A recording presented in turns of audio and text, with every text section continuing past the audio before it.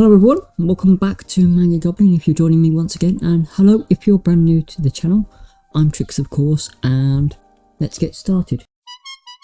Today we're going to talk about a manga that is published online on the NHN Comico Corporation's website, Comico Japan.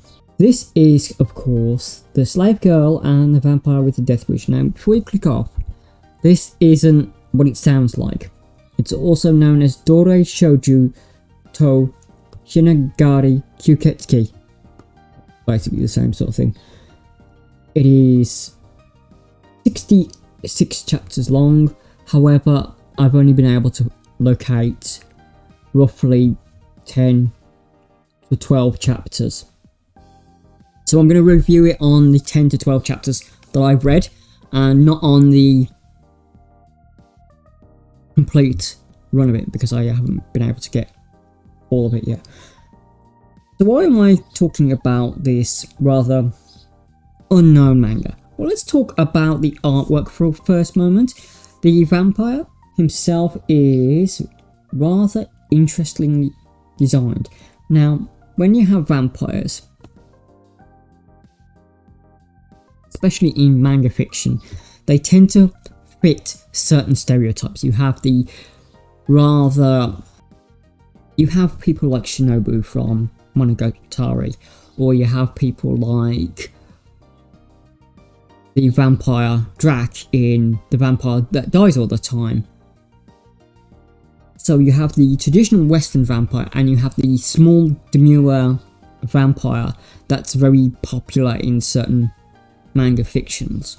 That includes light novels and art manga, of course.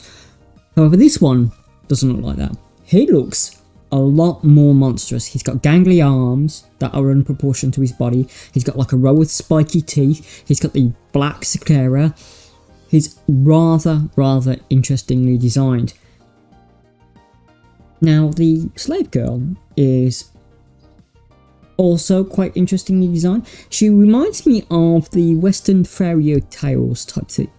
So, Little Miss Marfit or something along those lines. I don't know why I get that from her, but I definitely get that kind of westernish, whimsical appearance from her. I don't know whether it's the colour design, I don't know whether it's the artwork itself, but there's something about it that evokes a lot of Western fairy tales in my imagination. The manga itself, or should I say the webcomic itself, is not something that has, well, it doesn't have a lot of traction this side.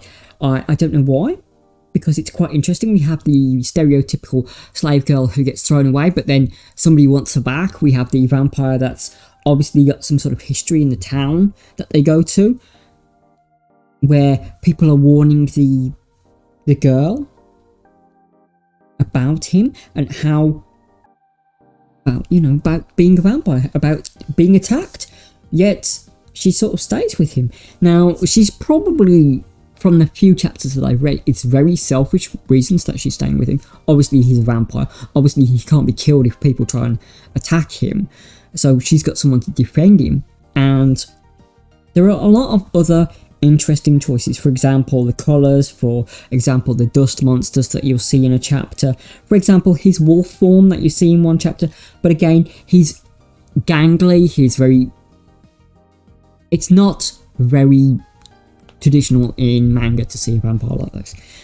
Maybe you do see this type of character in more of a Yakuza manga, because he wears his coat on his shoulders. He's got the very look of maybe like tall, gangly look of someone in Yakuza. Yet it's a vampire story.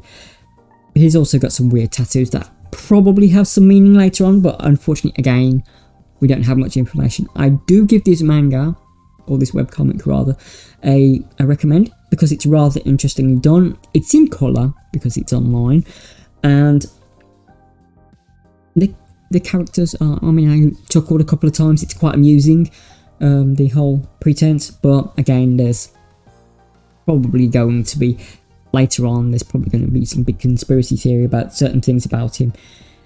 But yeah, it's rather cutely done. Definitely recommend. Give it a look out. And that's, again, the the slave girl and the vampire with a death wish. So do check it out. It is of course written by Hashibe Toworu, and it's drawn by Hashibe Toworu as well. Give it a shot. It was only debuted last year, so we've only got, you know, a few chapters that we can read, but there are of course 66 chapters out there if you can find the raws. Again, definitely recommended. Check it out. Thank you everyone for watching. Do take care of yourselves, and bye bye.